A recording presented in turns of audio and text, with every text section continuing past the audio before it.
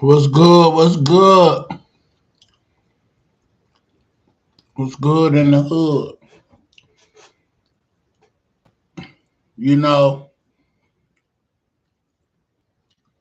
I'm always trying to be different and not stay in the box, giving you the same thing over and over like a lot of these channels do.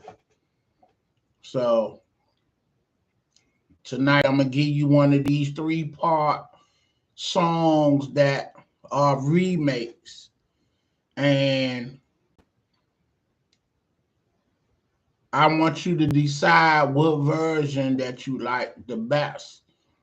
Tonight feature is going to be Bobby Caldwell song, "What You Would Do for Love."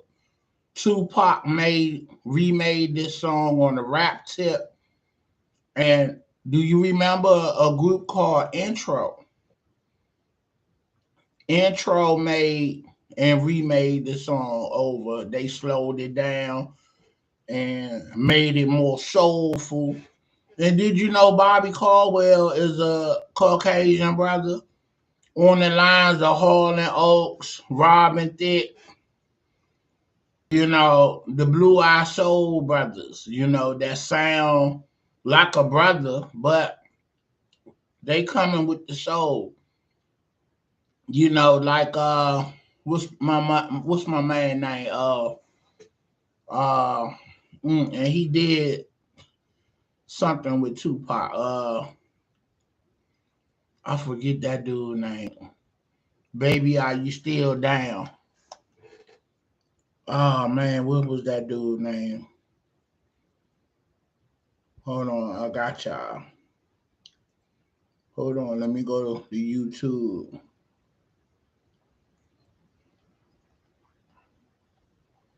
John B. John B made that joint with Tupac. Baby, are you still down?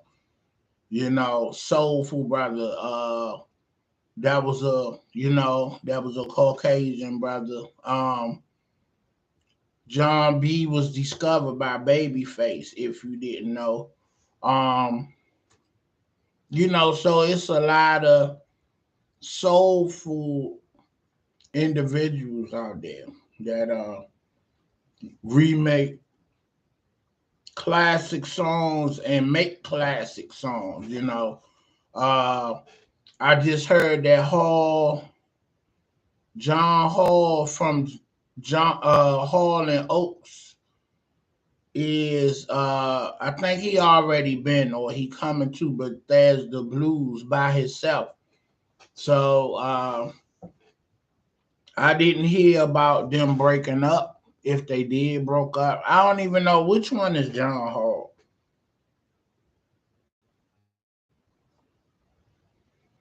Let me ask Google. Let me go to YouTube. John Hall. I never knew which one was which.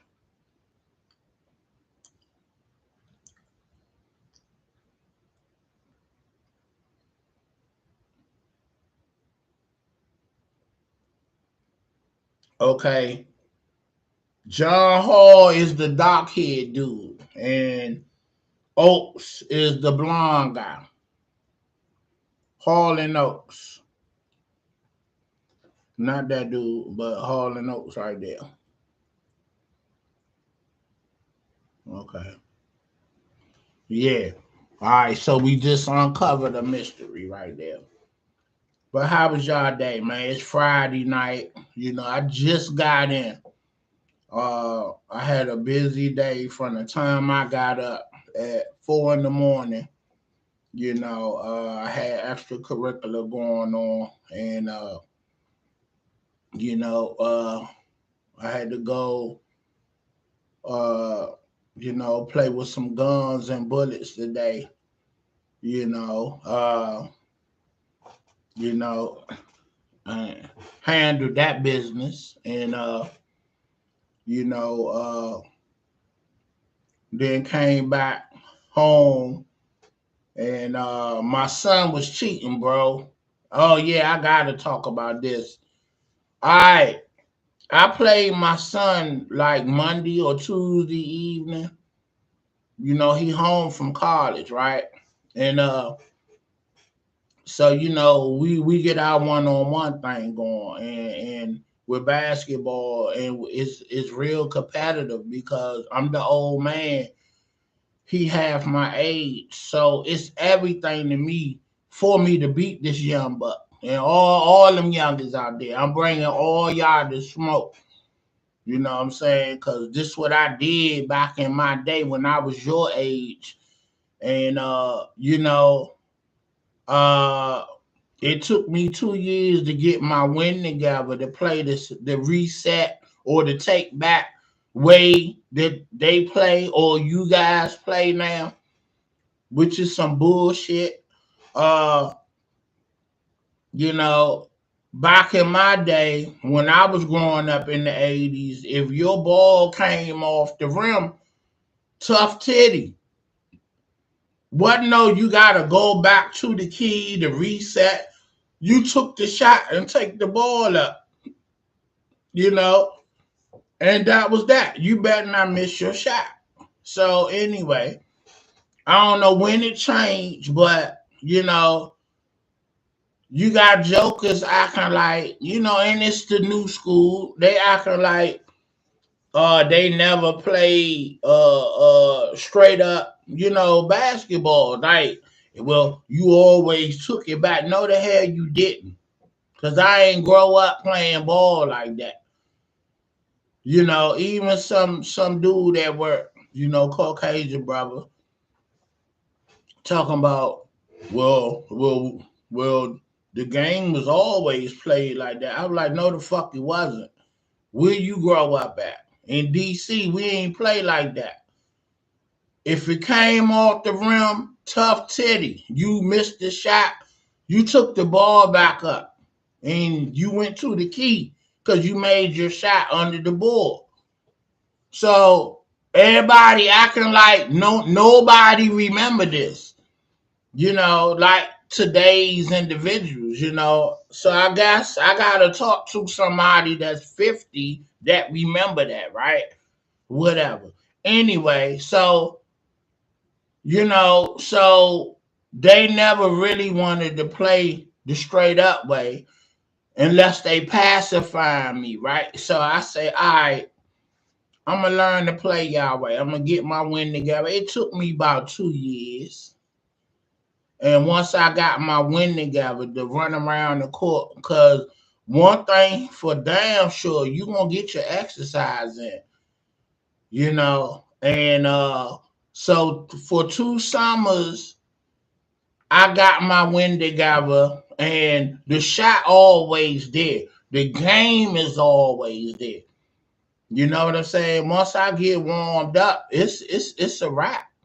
So anyway, like I done told y'all in previous uh, uh, videos, me, my son, and his older brother, my son, Chris Rock, um, we all, we share the W's. We all win when we play as a trio.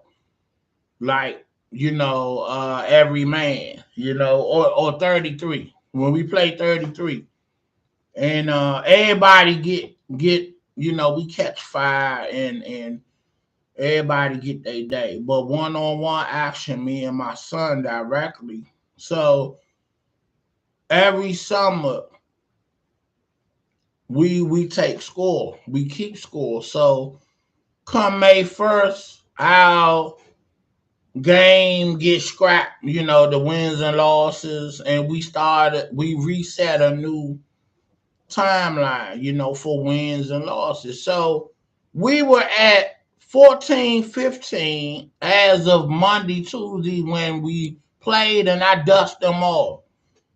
33-10. Mind you, I just got off work. Don't work 12 hours. And I came home, got in my sneaks and sweats. And we went up to Stephen Decatur on the courts, and I dust them all, and it got dark. I'm wetting on them in the dark.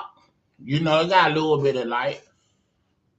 So Chris and my son D, Lil D say, you can see at night. You got the advantage. I can't even see. I'm like, bro, I'm older than you. Your eyes are younger than my eyes. So how can I see the court and you can't?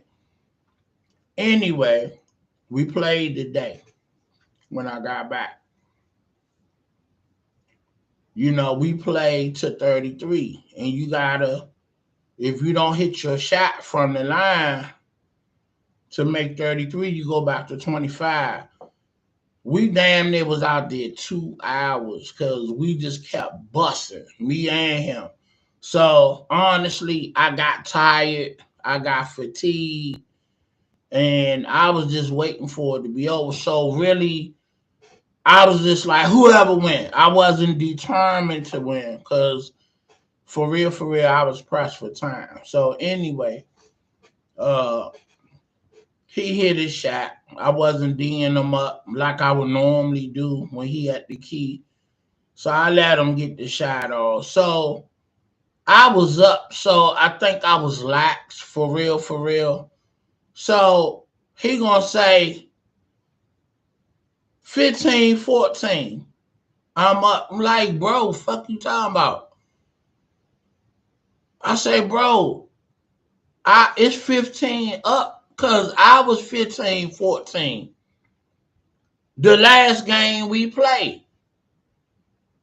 No, I got it written down in my phone. I'm keeping score. I'm like, well, why wasn't you bumping this on Monday or Tuesday? So we arguing back and forth, what's the right number, right? And I'm like, oh, you gotta cheat? So you making me feel good because you gotta cheat to get the upper hand on the old man. So yeah, so that means I'm bringing it to you. You know what I'm saying? You know.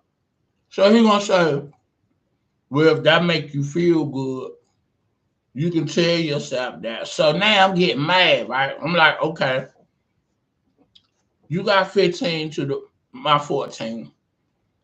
We're gonna get out there Saturday and we're gonna see what's up. I'm gonna bring it to you. I ain't pressed for time, and I'm gonna be totally focused, and I'm gonna D you up. Now, mind you, I like hard games. I like when we go at each other and best man win. But one thing I do like with the kids, it bring out a lot of confidence in them. When notice how if you playing anything with your kids and they really get that competitive nature in them, like you see the fire in them. I like that. That's confidence right there. So so when I lose, I ain't really losing because I'm helping build confidence in my kids, my boys, and I'm proud of that because I see the competitive nature in them. They can be a dog when they need to be.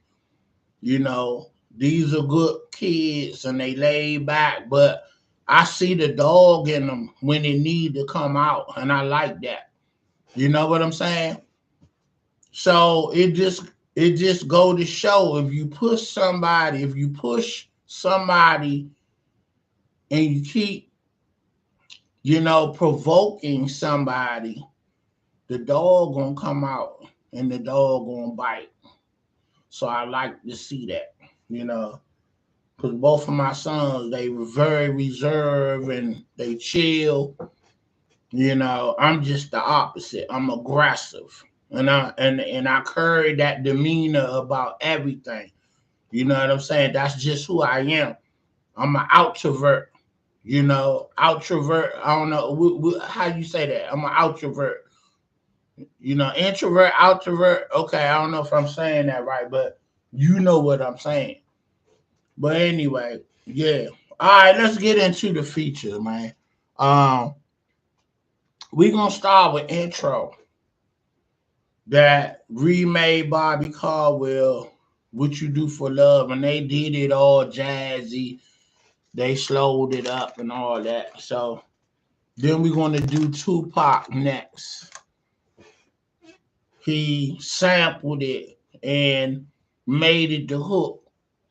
But his song is Sucker for Love. And then the man himself, Bobby Caldwell, you know. And what version do you like the best? Let me know. All right, let's get into it.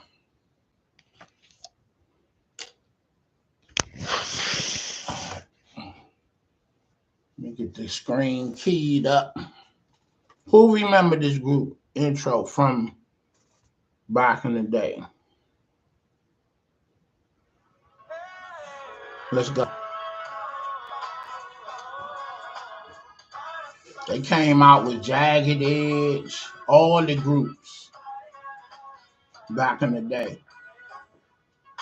Next,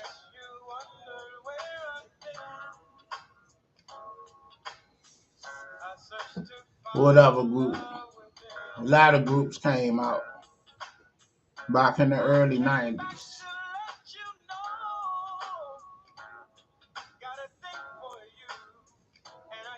Them the two that I can think of right now. Next and Jagged Edge. Somebody else.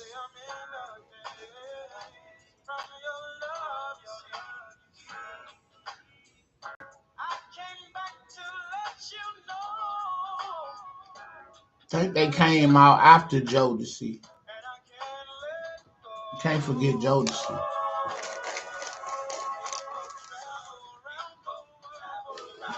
Eating on some cold fries.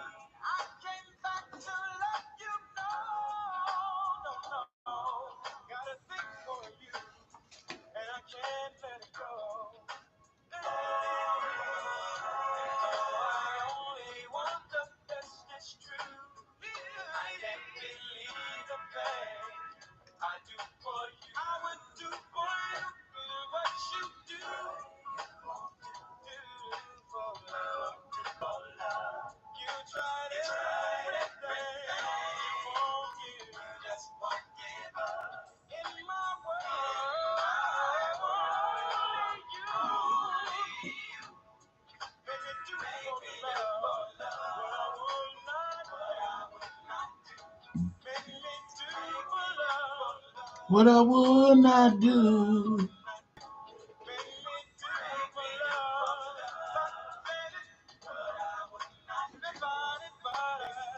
Yeah. Told y'all I be researching some joints.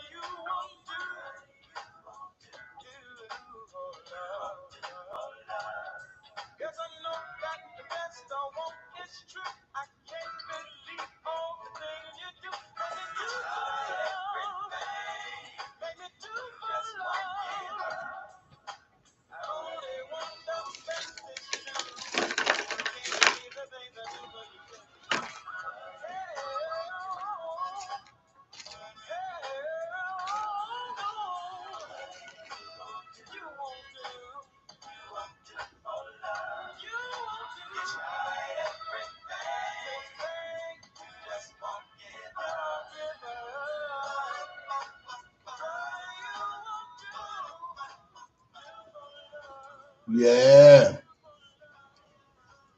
Okay. Something smooth. Coming off the late night. What time is it? It's almost 12. What y'all doing? Where you at outside? Alright. Let's get into the Tupac jump. Sucker for Love. Which has the Bobby Caldwell sample. Let's get into that.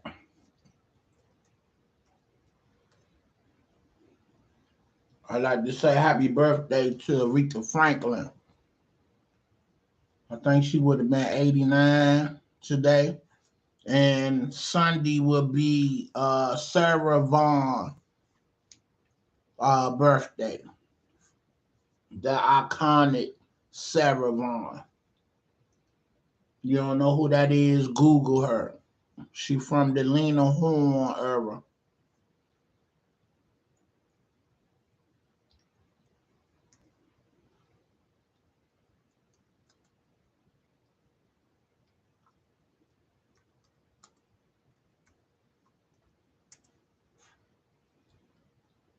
I was listening to the jazz station, WPFW, coming home from work today.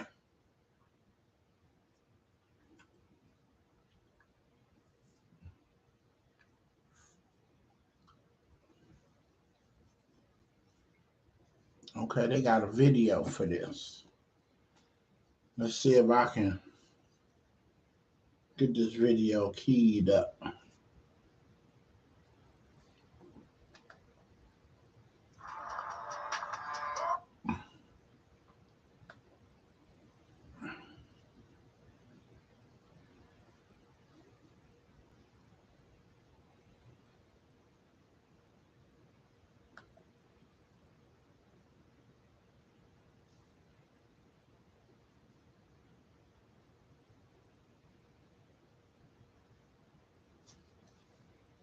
Okay, his is called Do for Love too. All right, let's go with it.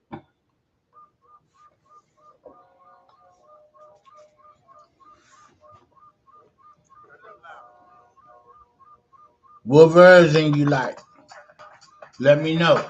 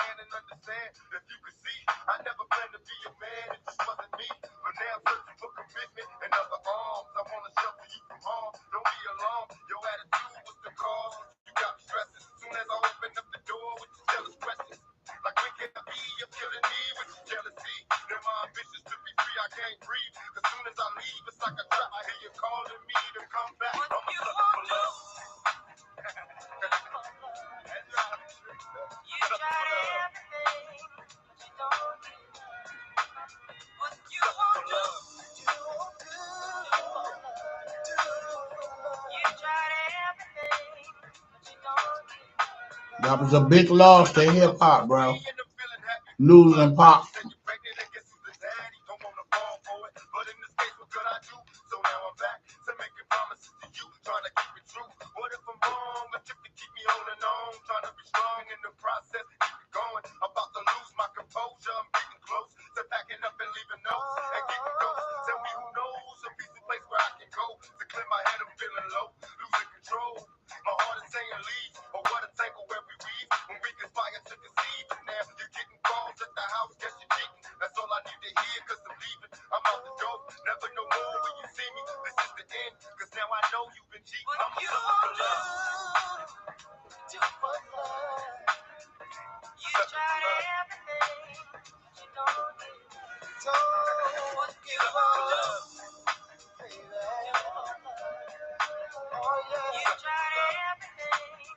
Rest in peace, Pop.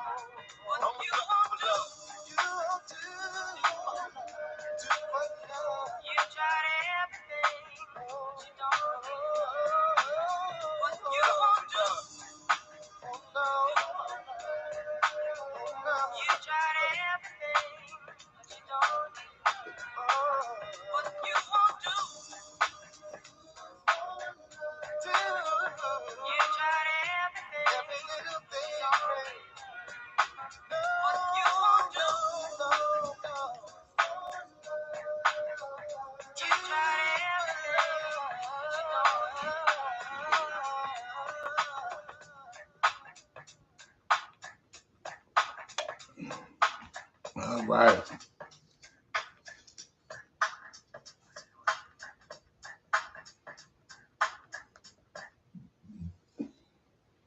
All right. That cartoon, man, was crazy. You know what I'm saying? You know,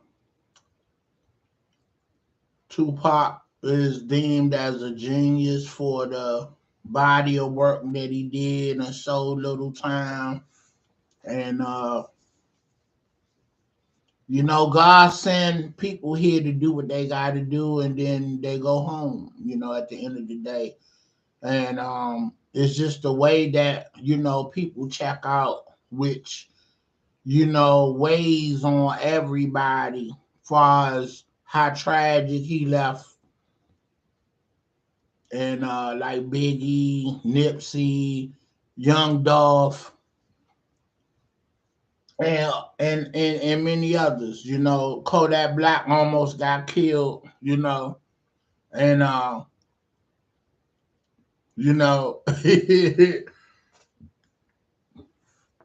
he walked into a new beat. The dude cut his hair and looking all respectful now. I was like, okay, so you had to get shot to stop looking all crazy, So yeah, so that bullet put some sense in him. Like, okay, it's real, but he done been shot at before. But it's real when you for real get hit, you know, and you on that table and you bleeding out, and man, they gotta operate to get that bullet out you. Come on, man, it's a wake up call for real. But I want all the young brothers and everybody in general to be safe. The streets is always unforgiving, and you know the streets claim souls, whether you know it or not. So don't put yourself in the trick bag. You know, I was on social media today, and someone asked a question: are you a creator or are you creative? I'm like, okay, I thought that was like the same thing though, right? So let's see what these meanings are. Because it's close. I mean, you could use both in the same sentence for the same meaning. It's like a synonym, right? Okay, creator. All right, a creator is a person or thing that brings something into existence.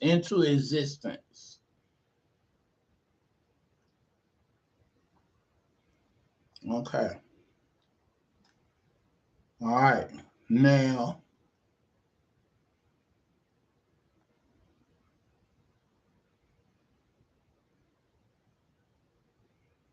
okay, creative. Okay, creative. Relating to or involving the imagination or original ideas, especially in the production of an artistic work. Okay. A person who is creative, typically in a professional context, the most important people in the mix will be creatives and direct marketing specialists. Okay, so All right. So there you have it. You know, okay, creative is relating to or involving the imagination of original ideas, and creator is a person or thing that brings something to into existence. So creative is imaginary ideas, and creator is to bring something into existence. So, all right, did you get that? Because I had to go to the definition, because to me it sounds the same, but it's a different entity. So the young lady that asked that was a brain teaser, and I appreciated it because it was on my mind all day, and I said I had to speak on it when I record. So yeah, So I like that kind of brain tease like that. All right, let's get into the last one. Bobby Caldwell, the original version of "Do for Love." So let's bring it up.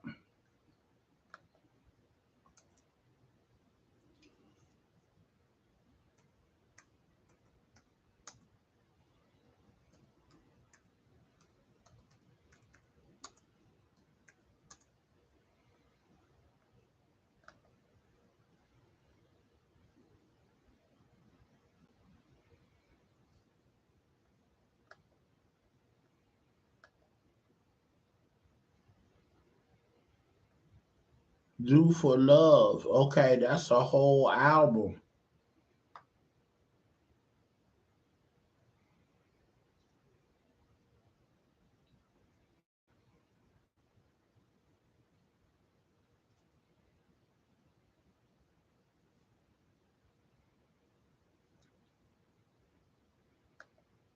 Okay. Okay, Bobby Caldwell. That's a whole album. What you won't do for love. You see that? That's a whole album. Okay. Now let's key up the song.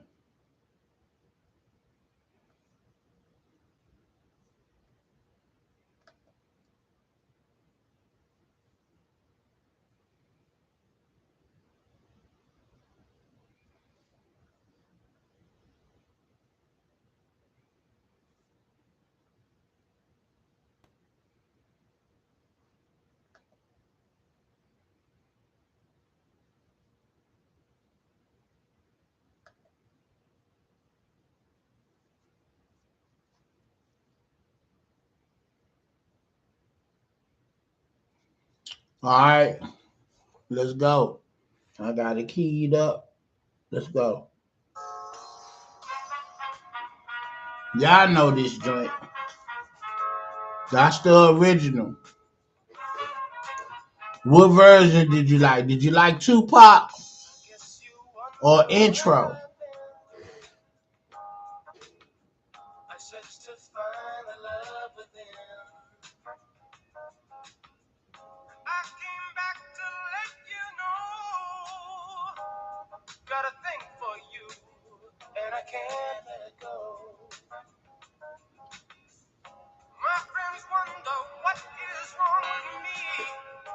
But I'm in the day of your love, you see.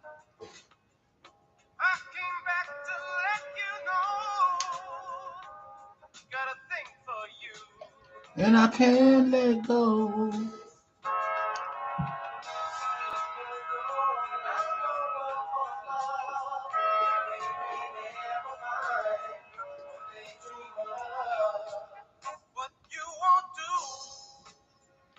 Do for love.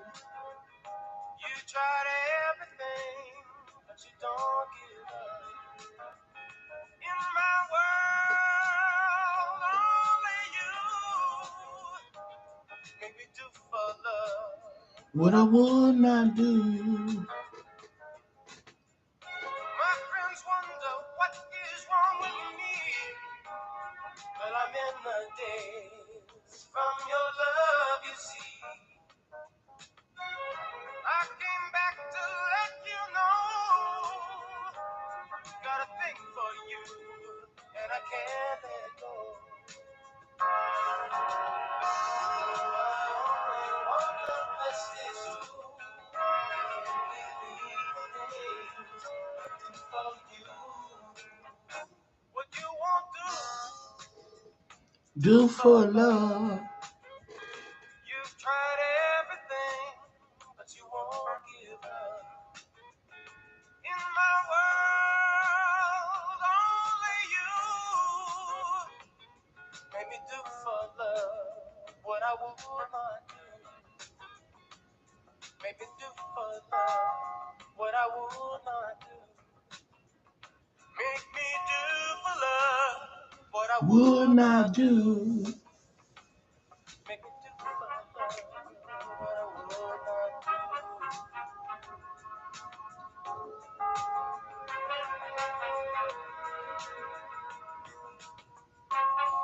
do. It's a nice groove when you're in the ride on the beltway.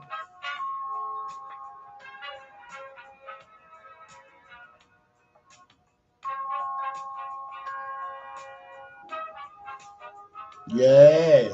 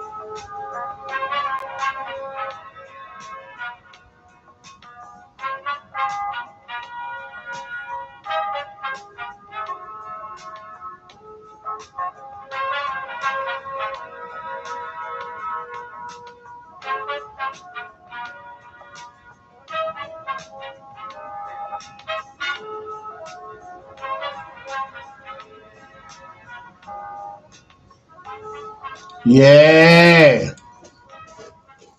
Which one did you like? Chime in. Let me know. Let me know what you like. You know what I'm saying? I love the artwork. You know, this was 1980s action right here. You know what I'm saying? And this I thought this dude was a black man. He's a white guy and full of soul, and you know, I wonder the silhouette of the artwork when he came out because he sound black was to get everybody on board. So once he came to town and performed and you saw he was a white guy, you already hooked on the song. So you don't care what he looked like. You like the song. So once he opened his mouth and performed this song, he got you, you know. So I wonder, was this, part of the marketing strategy to get this record to be accepted. I'm just wondering because remembering the five heartbeats, uh, they didn't put them on the first album. They put some white kids on the album to make it to be able to cross over because they had white groups doing doo wop, doing doo wop at the time. They had white groups, sounding like black groups. So they was trying to get their album to cross over, and they wasn't physically shown on their album until the second one. Go back and watch that movie. That's why I made this comment. You know what I'm saying? So if you know the history of the music business back in the day, they will bring black groups in and record, and then bring in a white group and find people that sound just like the lead with the big baritone voice or the falsetto and the alto and all that. And they wouldn't even change nothing in the song or how the song was sang. And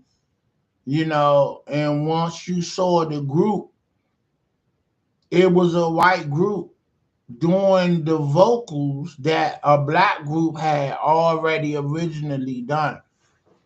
So the music business just been, unforgiving since the beginning. And just like everything else, people just take advantage of you, and they chalk it up as that's just the way it goes.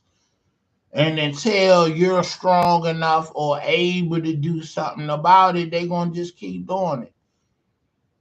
You know what I'm saying? And it's wrong. It's wrong all day long. It's wrong now. It's wrong then. And it's wrong in the future. That's why in the age of independence, right now, these kids making their money and they ain't got to be signed to no label. You know, you getting the minimum of the money, but think about it. Think about it. Even if you get with a label that will sell you millions of records because they put the marketing and all that behind you, they still giving you the crumbs. So I think you're winning because you make the crumbs yourself. And I'm talking like what, 20,000, 30,000, 50,000. You know what I'm saying? So the fact that you can make that yourself, you're winning. You're winning. Now, the machine can take you worldwide over into different countries, and just put you on steroids. That's what a machine of a company can do for you. Worldwide acclaim under a label is where you win your Grammys and all that. Because independent wise, you're not going to get recognized for that because you playing at a low level. You play at a high level when you're under a label. So my thing is, and even the A&Rs that I done seen on here, they even say, now that we're in the age of independence, we're looking for artists that promote and invest in themselves, which means you making your own videos, you in the studio putting out songs, you got a catalog. When we approach you or you approach us, that's what we looking for. We looking at what's your following. So once you get as an artist, you get 1 million followers, a genuine, not no followers you bought. Because what they do is, if you got a million followers, far as subscribers, then the views and likes need to match up. Because they just talked about it. It's a site where you can go and buy subscribers to buy likes and views. But if it's not equal across the board, then they know Them ain't nothing but bots. Them not real followers or real people. That's her machine mechanics that altered the numbers for sure. And they got ways of looking at that and checking that out because they do the analytics. Okay, if you got 1 million followers, then you should have a 500,000 likes and subscribers. If you got 1 million views, or 1 million views, 1 million likes, everything else gotta fluctuate and even out. You can't have 2 views and then have 1 million subscribers. That don't add up. And they look for stuff like that. So you guys, you young ladies, you artists, get your money. Get the crumbs that they gonna give you when they make all the millions off of you. So that means look at what everybody else doing that's making it on an independent tip and just emulate what they doing. Go get your own cabarets and perform at your own shows, your own entity, and charge. You know what I'm saying? Sell your own CDs and put your videos out there. Be your own machine. Sell merch at your own venues and stuff like that. You know what I'm saying? You know, and if somebody for real want to put you on, they gotta pay you $5 million tax free. That's how you going. Because if it can't be like that, then I just stay independent. And then instead of getting into a deal with somebody, get a distribution deal. I hear Master P talk about get a distribution deal. So you're not on nobody label, but the music you put out, the distribution just putting out your music. So you don't have no business with a record company under their label. You being under their umbrella. You just have a distribution deal, which is just to push your music. I saw Papoose talking about TuneCore, Distro, which is a lot of independent artists sending their music to. That's basically keeping up with their analytics and whatnot, and they supposed to have checks getting sent to them. You know, and that could range from $500 to $5,000 every 3 months. So you know it's more money that you done had, and it's straight money coming to your pocket as an artist. You're getting paid from your work, and you're not being given a breadcrumb off of the loaf of bread that you bake. But because you gave the rights to somebody else, they gonna, slice the bread up and just decide what parts and how many loaves or pieces that they gonna give you when you bake the damn bread. So, this is an age of independence right now. Everything is independent thanks to the internet, YouTube, and other sites like this. You know what I'm saying? I mean, honestly, you will be winning at 100% if you just work a career job and did your artistry on the side. You won't be hurting. You won't be desired. You wouldn't desire to get with a record company because you'll be content to just do what your music allow it to do. If it blow up, it blow up. That's straight money coming to you. But then you going to work every day earning your money. So you get the fame, the notoriety, and you get straight money coming to you. No, it ain't gonna be millions. But think about it. It's a thing in the music business or in the industry. You're gonna get ripped off before you for real see the sunlight.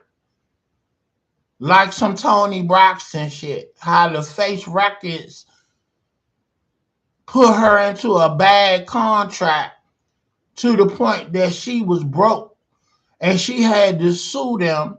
And then, you know, they fessed up that it was a bad contract. So they had to pay her $20 million and then they put her on a gag order. She couldn't talk about it for 20 years. So yeah, you want to wait 20 years to get your money? Or do you want to make money and then they take it from you and you broke, you under a bad contract, then they shelf you, then you can't go to another label. I saw something that this dude was like, he signed a bad contract. It was a rapper down south. And he got the lawyers and everything together. They said to him that they'll let him out the contract, but they're going to own the rights to his 2 albums.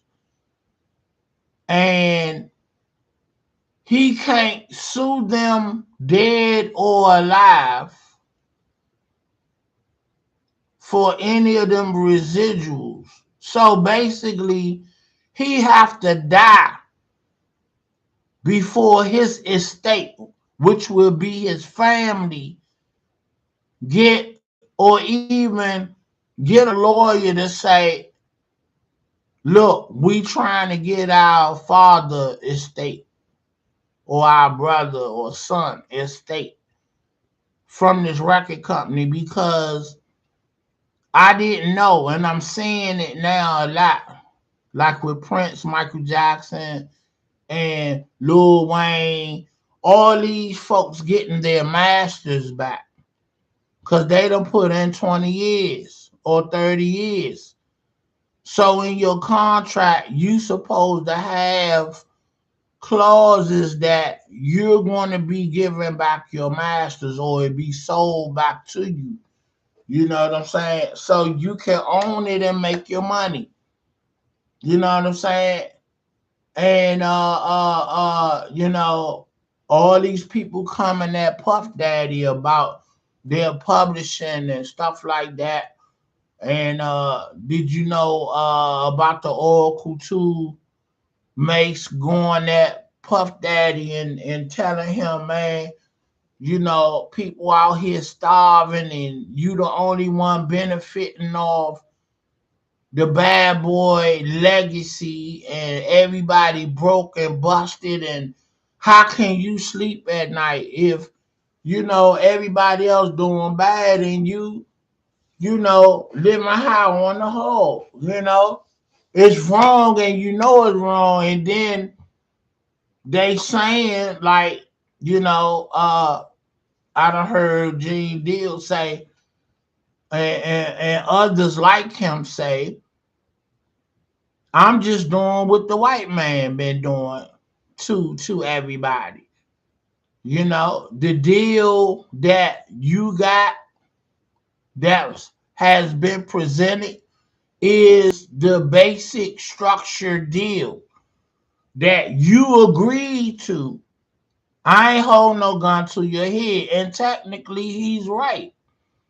So technically, he didn't do nothing wrong. But morally, he did. Because you know what you doing.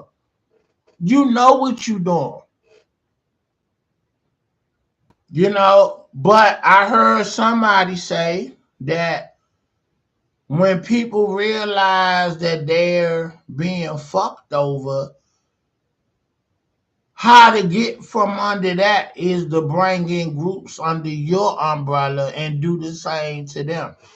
So that's how you get your Diddy's, the J's, and the Master P's, and you're taking your people publishing.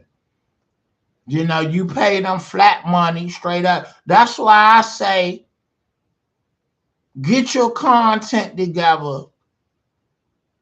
You get your million of followers and whatnot, and somebody want to sign, tell them I want $5 million tax free, cause y'all gonna eat off of me forever. When I die, you're gonna be eating off of me. So give me mine up front and let me live and take care of my family. You know, I like what T-Pain said. Get a dictionary and read everything on that contract. And don't let them rush you, because if they really want you, they want you. It's never a deadline on a contract if they for real want you. And that's how you know if a label is really trying to be in your corner, that they allow you to get the representation to read the contract and negotiate what you want to agree to or not. So yeah, you know, stop watching these channels and videos for the drama, and those that speaking out and educating, get them gems and that knowledge and utilize it, because they done made the mistakes already. You know what I'm saying? Nobody should be getting ripped off going forward, because there's too many artists on here talking about how they got ripped off. But I get it. These kids out here, they broke, the families broke, and you come around flashing money, what they gonna do? Some can hold out, some will hold out. Some won't sign, but a lot will sign. These 360 bad deals and stuff like that. So, at the end of the day, make the effort to protect yourself. And, one thing for sure, if you do get jerked around, at least your name will be building. And down the line, your name is going to be worth a lot of notoriety, whereas though you can attach your name to something and it's going to make you money, and you should be able to live on whatever you attach your name to. Like Mike Tyson was 60 million in debt when he retired. Now Mike is in the cannabis business and he's selling weed to the dispensaries. Him and his team that he have around him. His name is doing business with folks on a high level. Mike is worth $400 million. He made $100 million from boxing and lost it, or it was taken from him by you know who. I ain't gotta say his name, you know, but you all know. So make it your business to try to protect yourself. And even if you drop the ball and something happens where they don't put you in a trick bag, they gonna build your name because they want to sell you as a product, because that's what you are. Fulfill the obligations, and then you need to figure out, now how can I benefit off my name, because they already have. You artists need to watch TK Kirkland and the game he be giving about being independent and making your money. and not getting and carrying it like a rock star before you got the money. He say he stay in regular hotels. They want to send him a car. He like, I'll rent my own car. He don't have a direct manager. He is his own manager, and he do his own business. He conduct his own business. I'm sure he probably have a business partner or business partners, but it's nobody taking percentages from him. You know what I'm saying? So it's like soak up the game from the people that's giving the game. Shame on you if you allow yourself to get jerked off. You know what I'm saying? It's too many people educating to the point that this should happen to nobody going forward. But we know it will, you know. All right, I done gave y'all an hour this big day. Streets Finest. Like, share, subscribe. It's Friday. It's midnight, y'all. 1 minute, it's going to be midnight. So let's go out on that 1 minute, which would be midnight. It's over an hour. Soon as the clock strike 12, we're going to sign off. You know what I'm saying? Like the pumpkin from Cinderella, her courage turned them, it turned back into the pumpkin. And she had to get back to her location. You know what I'm saying? The fairy tale was over at midnight. You know the story. Cinderella left the glass slipper, and Prince Charming came and found her. We signing off. Peace.